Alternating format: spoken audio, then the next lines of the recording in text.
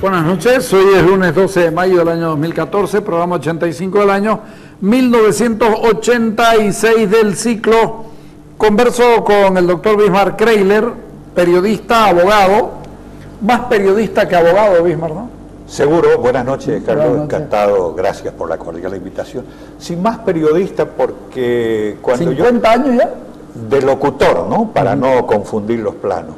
Yo empecé el año 64 en Radio Centenario, en una escuela de locutores formada por Lolo Araúz, que era un hombre de radio, sabía de radio, y Santa Cruz tuvo el privilegio de tener una radio. Radio Centenario. Centenario. Sí. La radio ahí, ¿siempre era ahí por el cementerio? Media cuadra del cementerio, sí. En el barrio obrero. Que al lado de Paqui Soberón, de los exactamente. Me acuerdo, yo iba ahí a escuchar. Entonces se llamó Centenario porque fue fundada en 1961. Claro, el cuarto centenario. Por eso es centenario, cada cosa tiene su explicación. Sí. Y yo a los pocos años llegué ahí y me formé. He cumplido en febrero ya 50 años haciendo micrófono, trabajando. Y claro, mi formación de abogado ha sido una consecuencia posterior por no haber tenido acceso a una formación distinta, profesional. Porque era lo que había. Claro, era lo que había. Yo tenía todo previsto para haberme ido a Brasil a estudiar medicina. Esa era mi pasión, ser médico. Yo debí ser médico hoy en día. Y mis notas eran tan buenas que postulé a una vaga a Brasil. Tenía ya padrinos que me iban a financiar los 150, 120 dólares mensuales para sobrevivir con comedor universitario. Entonces, grande fue mi desilusión cuando aquí en el consulado de Brasil me dijeron: usted tiene que ir a La Paz a saber cuál es el resultado de su postulación. En esa época todo era... Y este camba inocente, ¿no es cierto?, se fue a La Paz y no apareció mi nombre en las listas de las vagas a Brasil de medicina. Ya. Y aparecieron nombres con promedios muy por debajo del mío.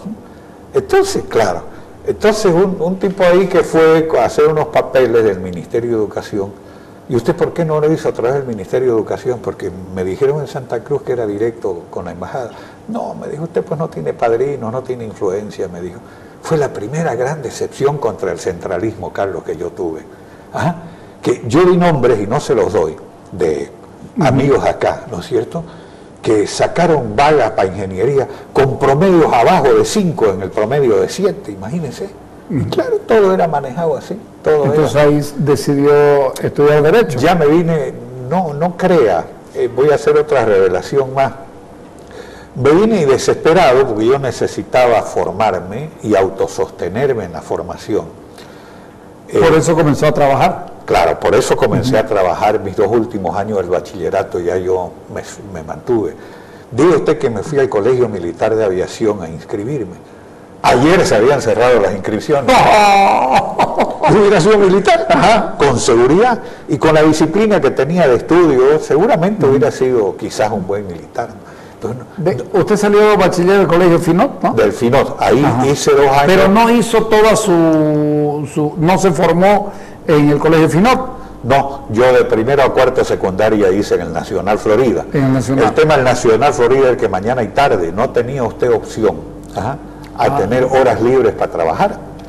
Y usted ya necesitaba. Ya necesitaba yo trabajar para sostenerme. Entonces me pasé al 5º año del Finod y el 6º también lo hice en el Finod. Y fui bachiller el 1965. ¿Y su trabajo era en la radio? En la radio en las tardes y la noche, pues, ¿no? ¿Voceando? Sí, claro. Los que hemos hecho escuela en Radio Centenario sabemos que la primera etapa era salir perifoneando en las calles ofreciendo Lotería Nacional, que era, digamos, el patrocinador importante, y los meses de octubre, noviembre y diciembre cerca de los mercados con la rifa del Club de León, que siempre hacía para construir un módulo educativo, un kinder, una escuela, etcétera. Esa fue la primera etapa que tuvimos todos los que pasamos por Radio Centenario, ¿no? Walter Rocabado, los hermanos Limpia, Guillermo Capobianco, Pepe Gutiérrez, Rubén Poma, yo y otros más, ¿no es cierto?, que hicimos escuela. En las otras radios habían otros equipos buenos. Muy buenos, sí, muy buenos locutores, voces de peso, ¿no? Grigotá tuvo, antecito de la Centenario, un equipo de peso integrado por Jorge Justiniano, por Erwin Saucedo, Bernardo Silva, Romero Zuna, que después se fueron al Amboró y hicieron un equipo. Amboró armó un buen equipo. Un buen equipo, ¿no? Y tenía la mejor onda media de calidad, ¿no? Un equipo de calidad realmente. Entonces fueron años muy hermosos para la radiodifusión de Santa Cruz. Entonces, bueno, terminando el caso, yo no tenía más opción que estudiar algo en la universidad, porque yo era buen alumno, yo era el mejor alumno de mi curso en secundaria. En el final yo salí diplomado como el mejor alumno del bachillerato, además de ser presidente de la promoción. Ha podido ser el mejor alumno de la promoción del Nacional Florida y hacerse acreedor a los premios del profesor Roca. Seguramente, claro, claro. Yo, un excelente maestro, ¿no? El profesor Roca en los consejos. Entonces tuve que entrar a la universidad. Los números no me gustaban mucho, entonces decidí entrar a la Facultad de Derecho, di el examen de ingreso, todo y adentro, ¿no? Ya estaba en el último año del que le cuesta profesionalizarse porque la política lo saca. Sí, claro. El 71, que estaba haciendo el 5º año en la Facultad de Derecho, las últimas 6 materias, era anual el sistema, vino el golpe de Banzer y tuve que salir del país, ¿no? Ya no me quedaba alternativa porque estaba perseguido, me iban a matar por comunista en esa época, ¿no? Entonces, ¿era demócrata cristiano? Claro, era de la democracia cristiana universitaria, del PDC, de la juventud del PDC. Entonces tuve que... Rebelde. Rebelde, después se fundó la Rebelde, ¿no? Con José Luis Roca García. Claro. Entonces, claro, ya nos tocó salir, interrumpí. Estuve 6 años, 4 meses y 25 días sin volver a mi tierra natal, oiga, imagínense. 6 años. 4 meses y 25 días, de los cuales 6 años pasé en Salta. Y mi estada en la Argentina fue muy grata, muy buena, yo le debo haciendo mucho. Periodismo, haciendo locución. De entrada haciendo locución en LB9 de Radio Salta. Y luego Salta también a la gráfica, ¿no es cierto? Sí, sí, trabajé en el Tribuno. En el Tribuno estuve algo más de 5 años trabajando. Aquí antes de irse, antes de salir del exilio, ¿trabaja ahí en gráfica? En El Deber. En El Deber. Yo me inicié en El Deber como periodista gráfico, ¿no? Y después estuve en La Crónica, cuando me tocó salir. ¿La Crónica de quién era? Que la gerentaba el profesor Chichilo Araúz. Exactamente. Jorge Araúz Ortiz. Sí, señor. Claro, entonces sí. Después me tocó salir, hice lo mejor de mi carrera periodística la hice en Argentina, ¿no? Hice el curso de locución, hice el curso de periodismo en Salta, ¿no es cierto? Y tuve, bueno, lo tengo que decir felizmente, la posibilidad de que la radio Salta, para asegurarme a mí y que no me vayan a objetar legalmente, me hizo rápidamente un trámite de naturalización. ¿A usted se naturalizó? Sí, yo me naturalicé argentino porque en la Argentina, usted sabe, habían dificultades para los extranjeros para hacer uso de medios. Sí, sí, sí. Hace unos años atrás un peruano dirigía un programa muy hermoso en Buenos Aires y lo cortaron porque ¿Cómo se llamaba? ¿Martinelli? Martinelli. Sí. Con los únicos que se llevaban bien por razones de convenio, qué sé yo, con los uruguayos, ¿no? Sí. Que no había problema. Usted ha dirigido mundiales y carreras de Fórmula 1. Yo he transmitido carreras de Fórmula 1 en Buenos Aires. ¿Qué carrera? Bueno, la carrera más memorable que yo transmití fue cuando Carlos Alberto Reutemann en la última vuelta estaba ganando. Y se paró y por el papel en el radiador y lo gana Adam Jones. El auto blanco. ¿Sí? Dennis Hull. Dennis Hull, un suizo, gana la carrera. Sí, sí. Y él corría en la escudería Brabham, la Blanca, que después se fue a Ferrari, ¿no? Sí. Esa carrera yo no la olvido porque estábamos todos los salteños ahí transmitiendo y un porteño era mi comentarista y no sabíamos por qué no llegaba Reutemann, porque transmitir en un autódromo, si usted no tiene conexiones en el circuito... Además en esa época no había los sistemas hoy de comunicación que hay, ¿no? Entonces, eso hoy día transmiten mirando la televisión prácticamente. Ya, y me tocó iniciarme ya como periodista propiamente internacional, si usted quiere, el Mundial 78 en Argentina. Ya yo vivía en Santa Cruz, yo me vine en enero del 78, pero el diario El Tribuno, en premio a los años que yo trabajé en El Tribuno, porque estaba acreditado con tiempo para el Mundial, y ya había hecho un curso básico de inglés, el Tribuno de Salta, y había hecho un curso básico de inglés, me premió yendo al Mundial 78 de Argentina. Ahí los colaboré un poco porque en la tribuna transmitían, no había cabina, los hermanos Echavarría, por ejemplo, que transmitieron inclusive la final de Argentina y Holanda desde River Plate transmitieron, y Tito de la Viña, eran los dos departamentos deportivos de Bolivia que transmitían. Yo les colaboré un poco en comentarios, pero mi trabajo era exclusivamente para el Tribuno de Salta. Pero también Y esto, además, tengo el orgullo de decir, y no por ser regionalista, porque tengo derecho a ser también, he sido el primer periodista cruceño acreditado a un campeonato mundial de fútbol. ¿Ah? El primero. Y le mandaba despachos al deber desde Buenos Aires. Inclusive hizo una nota con Telex. Con Telex, exactamente. Esa era la vía, ¿no es cierto?, sí, que yo le mandaba. Y tengo una nota con foto publicada en el deber con este mediocampista holandés famoso que jugaba en el Barcelona. ¿Ah? Neeskens, Johan Neeskens. Todavía la tropa ahí estábamos haciendo cola para entrevistarlo a Neeskens porque la mayoría no sabía inglés, ¿no es cierto? Y el holandés que sabía español bastante bien, y bien si usted quiere, era Neeskens. Así que le hice una nota para el Tribuno y le mandé otra para el deber. Está publicada el año 78. Esa fue indudablemente, fue un inicio mío en el periodismo internacional realmente extraordinario. Después del 82 me tocó ir con Tawichi a transmitir el Mundialet a España. ¿Y boxeo también transmitió? En Buenos Aires sí, en el Luna Park transmití 3 peleas de boxeo de un campeonato nacional mosca que tenía Salta, que era Juan José Brizuela, el crédito salteño, que fue 3 veces a defender su título y las 3 veces yo fui a transmitir boxeo a Luna Park. Y todos los viernes transmitía desde el Salta Club en Salta, que ya no existe más el Salta Club. Después transmití un campeonato argentino de básquetbol, le llamaban el más argentino de los campeonatos porque participaban las 24 provincias. En Comodoro Rivadavia, oiga, le tiré 10 diangas hermosos en Comodoro con mi locutor comercial y con mi comentarista transmitiendo básquetbol para Salta desde Comodoro Rivadavia. Qué belleza, ¿no? Conocí mucho, 20 de las 24 provincias argentinas. ¿Aquí estuvo en El Mundo, estuvo en El Deber? Sí, en los dos. ¿En La Crónica?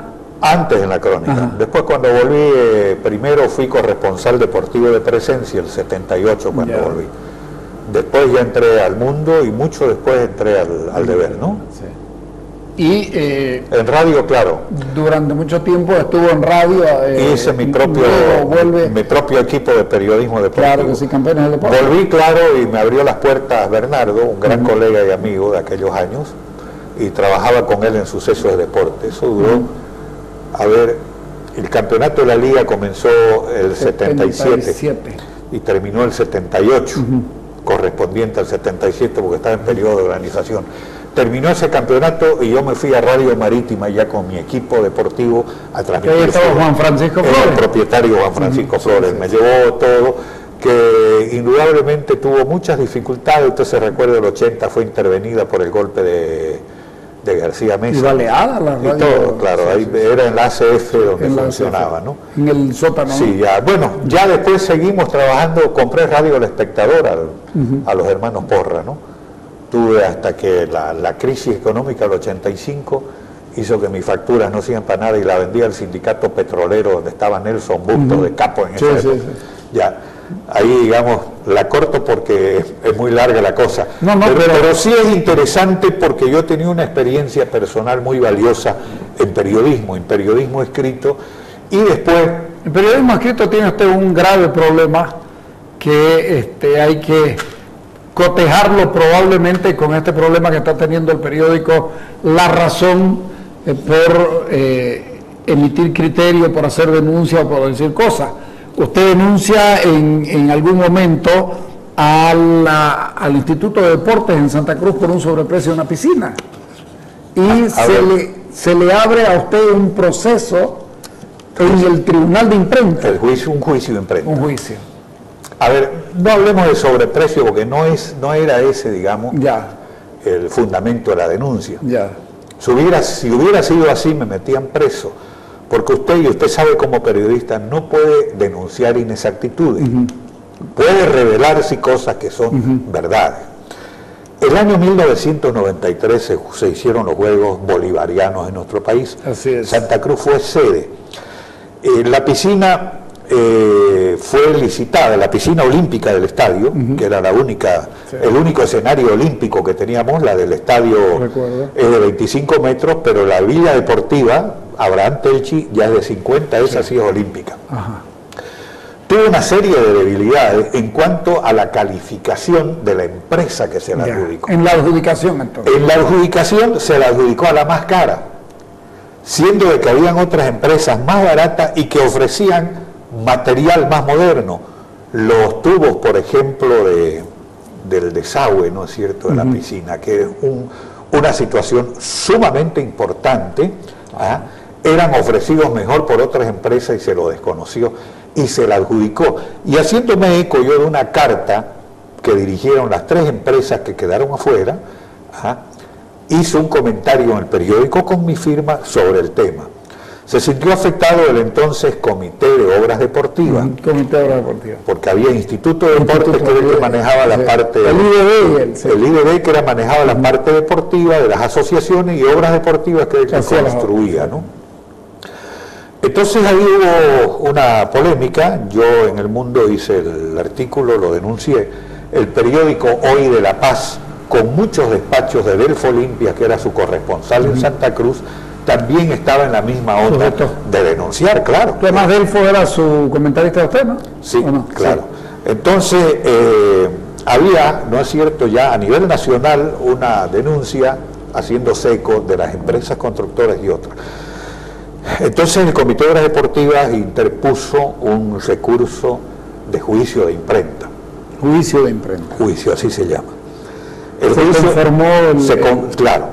Hay permanentemente nominadas 40 personalidades, que es el jurado de imprenta permanente. No es que son los 40 los que van a definir, claro, ¿no? Se interpone el recurso, o se interponía ante el juez, no era el juez instructor, un juez más importante, y el juez citaba ya a los miembros al tribunal, y se los entregaba el caso. Y se hacía, la selección. De los 40 se seleccionaban 20. De los 20 se depuraba por parentesco, por afinidades, por tener que ver con los casos, y quedaban 12.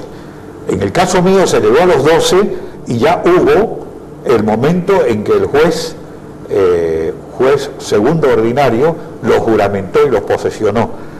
¿Se acuerda quién era? El doctor Luis Saucedo Justiniano fue el presidente. Chucky.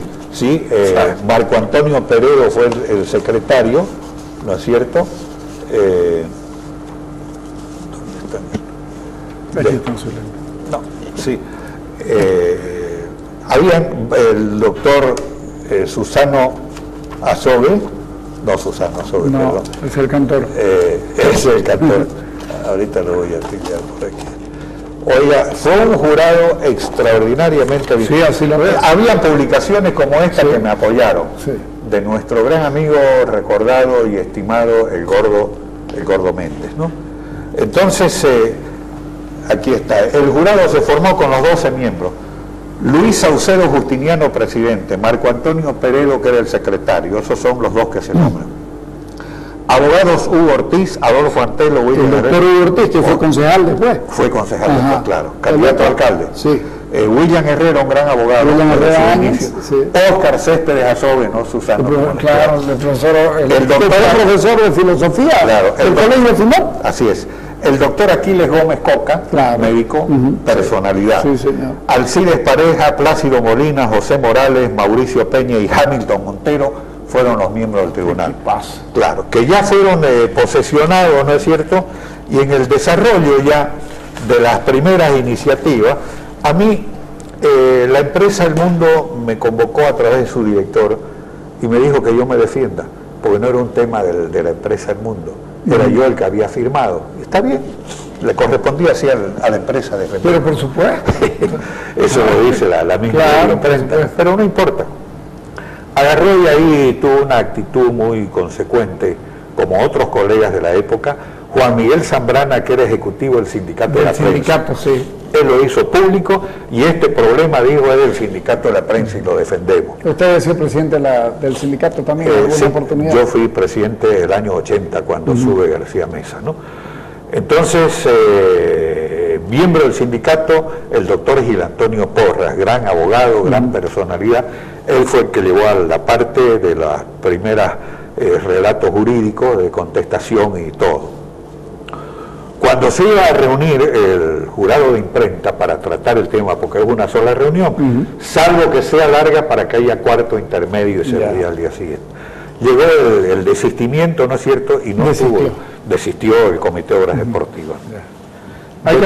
Después, ahí acabó el juicio de imprenta. Pero después se firmó contrato con la empresa que se adjudicó la obra y le cambiaron los términos del pliego de especificaciones y le hicieron firmar con filtros que proponían las otras empresas. Ah, bueno. O sea, fue útil. Claro, eso fue útil porque me dio la razón a la denuncia que había. No, fue útil el rol del periodismo ahí. Así es. Un periodismo que, ¿cómo lo ve ahora usted? 50 años después de haber comenzado en esto. Bueno, hay dos componentes que hay que diferenciar, ¿no? La parte profesional sigue siendo importante en el periodismo, en Bolivia siempre lo fue, y en Santa Cruz también. Y si hablamos del periodismo escrito en Santa Cruz, donde no habían academias, universidades, no siempre de una universidad sale un buen periodista. Seguro. Sale una buena formación, estamos de acuerdo. Pero gran parte de los periodistas, si usted hace una lista alguna vez se va a acordar de mí, estudiaron Derecho y eran abogados. Sí, entonces había una formación académica sólida. Sí. Siempre hubo buenos periodistas en Santa Cruz, sin ninguna duda. ¿Qué era lo que faltaba? Que los medios estén acorde, ¿no es cierto?, con esa capacidad.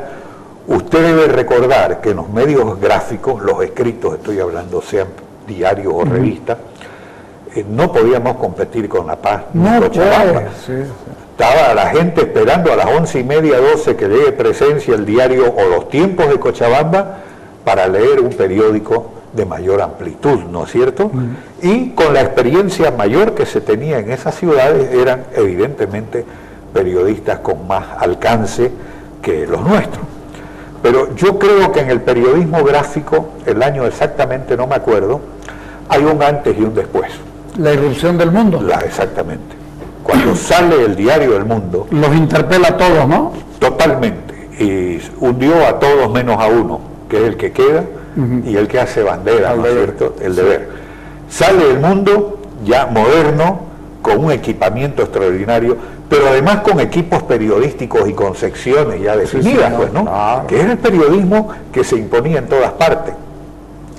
Entonces desaparece La Crónica, Diario del Oriente, desaparece Crónica, desaparece El Comercio, desaparecen todos los periódicos que eran realmente muy domésticos en el mejor sentido. Para que la gente entienda, había La Crónica y había Crónica. Crónica, sí, exacto. Es que usted dijo La Crónica y Crónica y alguien pensará que está repitiendo y en realidad no es así. No, tiene razón usted.